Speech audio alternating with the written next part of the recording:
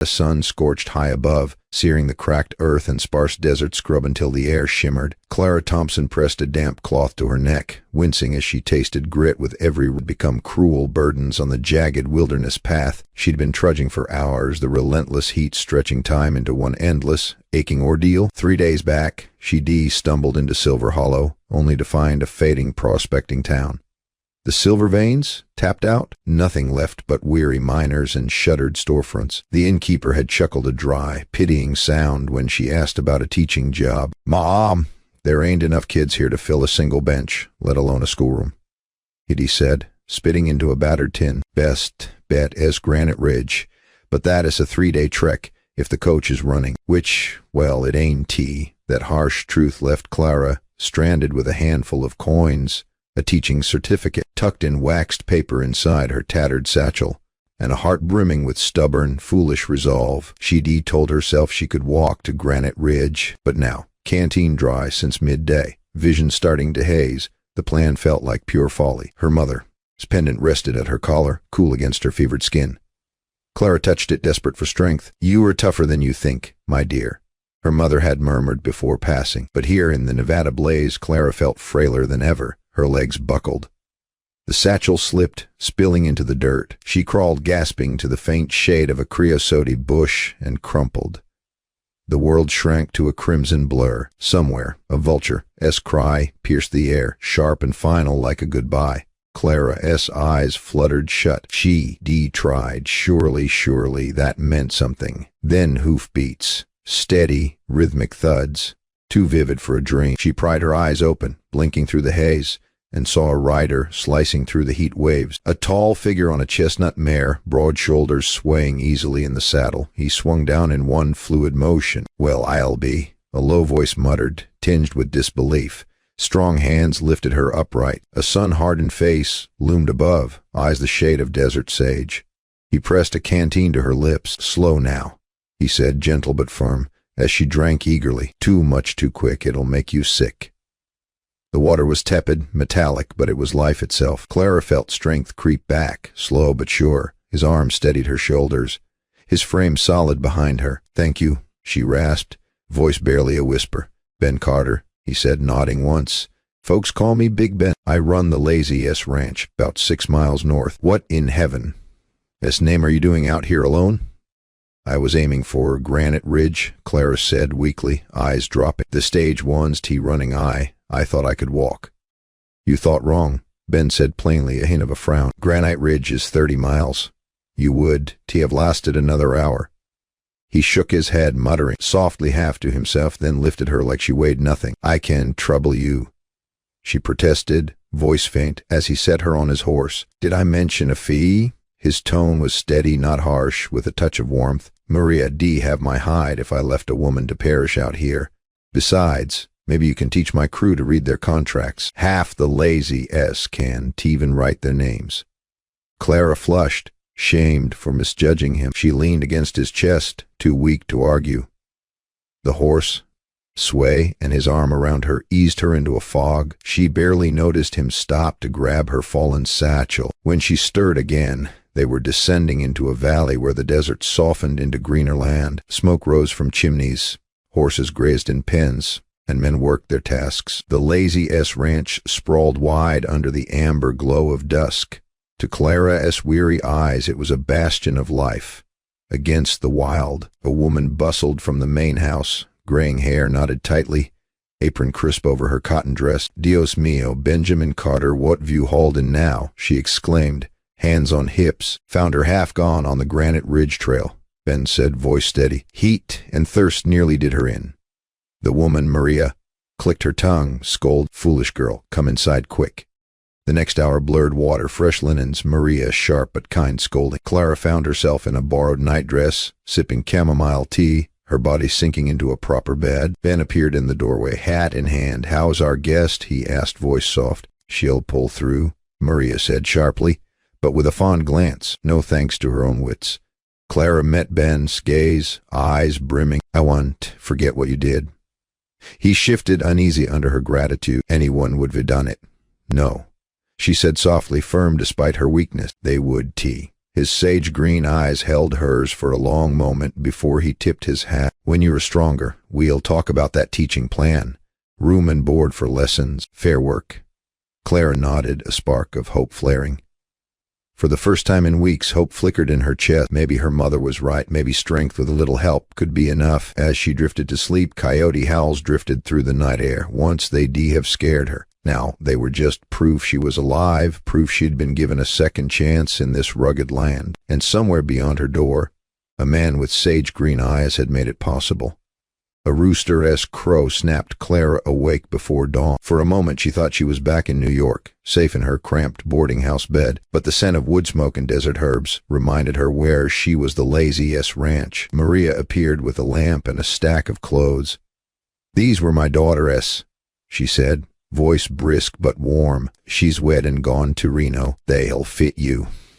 The cotton dress and sturdy boots were simple but felt like a shield compared to her ruined city clothes. In the kitchen, the aroma of sizzling bacon and coffee filled the air. Men filed in, hats in hand, eyeing the stranger with polite curiosity. Ben entered last, clean-shaven, his presence commanding the room.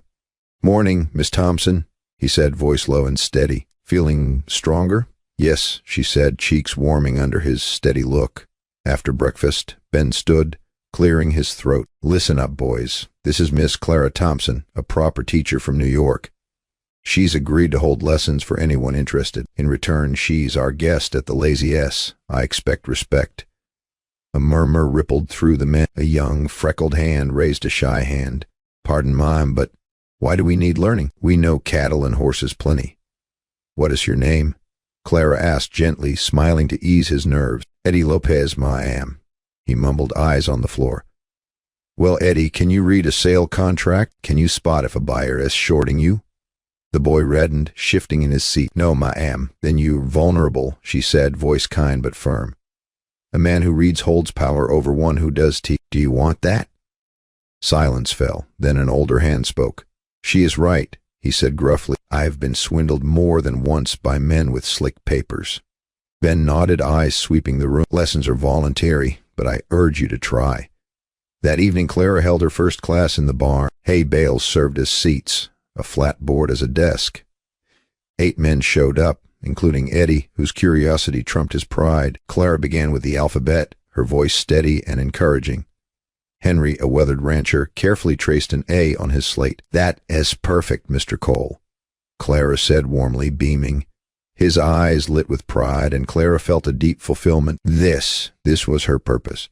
Days found a rhythm. Mornings with Maria in the kitchen, afternoons planning lessons, evenings teaching in the barn. More men joined as word spread. Even the doubtful ones lingered by the door, pretending not to care. Ben often stood at the back, arms crossed, watching quietly, his gaze steady. Clara found herself seeking him out each night, though she chided her heart for quickening at his presence. Some days, families from nearby ranches visited the Lazy S for gatherings. Clara met the Hendersons, the Garcias with their lively children, and others craving education. Mrs. Garcia gripped Clara's hands, eyes shining. A teacher, at last. "I'd give anything for my Sophia to learn her letters." Sophia, 10 years old, pouted. "Dawn needs school," she muttered, arms crossed. "I know ranching fine." Clara knelt to her level, voice gentle. "Can you calculate how many acres your herd needs in a dry spell? Can you write an order for supplies?" The girl hesitated, biting her lip. "No, ma'am." "Then there's more to learn," Clara said, smiling softly. That night, as families gathered under lantern light, a stranger rode up, sharp-faced, dressed too finely for the frontier. Ben's posture tensed, his jaw tightening. The man dismounted, holding papers. "Elias Ward," he said smoothly, his smile too polished. "I represent Eastern investors. They are interested in Willow Creek, its water rights, specifically. That land is for the community," Ben said firmly, unyielding. Ward smiled thinly, eyes cold. "Perhaps, but water is wealth, and my employers pay well. Refuse and—" His gaze swept the families, lingering on the children. "Life out here is perilous. Mishaps occur." Clara felt a chill despite the warm night, her stomach twisting. Ward mounted his horse. "Think it over, Mr. Carter? You too, Miss Thompson. City girls don't last long in deserts without allies." He rode off, leaving unease behind. The crowd buzzed with anger, but Ben, as voice cut through, steady as stone. We keep building. We stand together. No one faces Ward alone. Later on the porch, Clara found Ben staring into the dark, jaw tight. "That man is trouble," she said softly, voice trembling. "He is," Ben admitted, his tone heavy, "but I'll be damned if I let him steal our future." Clara touched her mother's pendant, seeking courage. She'd come west seeking purpose. Now she was tied to something greater, a school, a community, and maybe, though she barely dared think it, a man with sage green eyes. But Ward, shadow loomed, and Clara knew their fight was just beginning. The morning sun bathed Willow Creek, gilding the half-built schoolhouse as if blessing it. Wagons rolled in, carrying lumber, food, and bright-eyed children in their best clothes. Fathers hauled beams, mothers arranged meals, and children ran with laughter that lifted every spirit. Clara stood by a juniper tree, her skirts dusting the ground, throat tight with emotion. A month ago she'd nearly died alone in the desert. Now she was part of something vital, something that mattered. "Never thought I'd see it," Henry Cole said, hauling stones for the foundation, his voice gruff with awe. "All these ranches united." Ben's voice carried nearby, firm and clear. "The water rights are secure in Reno. Ward can touch Willow Creek legally, but we stay vigilant. He'll try something else." Clara's heart tightened, overhearing, fear creeping in. She knew Ward would quit easily. Still, she focused on her task, gathering children under the shade with slates and chalk. "We'll practice names today," she said, voice bright despite her worry. "Your name is your mark. No one should write it for you." Little Rosa Garcia, her arm still weak from a fall, carefully scratched her letter. Beside her, Sophia watched, arms crossed. When Rosa faltered, Sophia leaned in to help, a flicker of pride in her eyes. Clara caught it and smiled, heart swelling. By noon, the schoolhouse frame stood tall. Hope pulsed in the warm air. Then riders appeared. 6 men, led by Elias Ward, their forms stark against the horizon.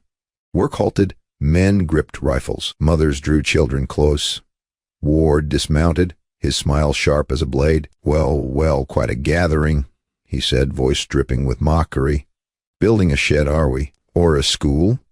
"A school," Ben said flatly, stepping forward, tall and unyielding, "on community land." "Community," Ward repeated, as if the word soured his tongue. "My employers call it profit. They have claims to this water. Sell now, and I'll ensure your little school stays open. Fight and accidents happen. Fires spread fast out here. Children get caught." Gasps rippled through the crowd. Clara's fists clenched, anger flaring. "You threaten children to get your way," she snapped, voice shaking. "That says everything about you." Ward's smile flickered, just for a heartbeat, then returned. "I see New York. Made you bold, Miss Thompson. Be careful. The desert does favor dreamers." He swung into the saddle and rode off, his men trailing in a dust cloud. Silence hung heavy, then Ben spoke, voice firm as rock. "We don't yield. Tomorrow we open this school. Not next month, not next year. Tomorrow." The people rallied, their resolve fierce. Hammers pounded, saws hummed, determination drowned fear. That night Clara sat with Maria, too restless to sleep. "He wants to break us," Clara whispered, voice tight. Maria shook her head, eyes fierce. "No, Nina. Men like Ward want to scare us. Fear is his tool. Courage is ours." Before dawn, marshals arrived, federal men in dusty coats. Judge Harlan rode with them, carrying papers. "Your claim holds," he told Ben, voice authoritative. "The law is with you. Ward 1 dare act openly now." The school's opening that morning was more than a ceremony, it was defiant. Families packed the small room, sunlight pouring through new windows. Children recited their names proudly. Sophia Garcia, once the fiercest skeptic, stood tall and read a short poem about learning and hope, her voice clear. Her father, eyes shone, wet with pride. Clara's chest swelled as she scanned the room, faces bright with pride, children hungry for knowledge, men and women who'd chosen unity over fear. Ben caught her gaze from the doorway, hat in hand, eyes soft. Later, as the crowd spilled outside to celebrate, he stepped close. "We did it, Clara," he said, voice low and warm. "You did it." "No," she said, voice thick with emotion. "We all did it together." He took her hand in his rough and warm. "Ward, I'll try again. Trouble is coming. But as long as you were here, as long as we were together, I can face anything." Clara looked into those sage-green eyes, the same eyes that found her dying in the desert weeks ago. Her mother, as pendant warmed against her skin, as if approving. "This place, these people," she whispered, voice trembling with feeling. "They've given me a home, and you, Ben, you've given me something to fight for." He leaned closer, his voice a vow. "Then we fight together for the land, the school, for us." Children's cheers echoed behind them, blending with the clatter of hammers, the whinny of horses, the pulse of life enduring. Clara's heart burned brighter than the desert sun. Whatever storms came, whatever schemes Ward plotted, she and Ben would stand firm, stronger together, bound not by fear but by love and courage. So, what did you think of Clara and Ben's journey? I poured my heart into weaving this tale of grit and hope. Let me know your thoughts in the comments. And hey, if you enjoyed this story, give it a like and subscribe for more tales from the wild frontier. Your support keeps these stories coming.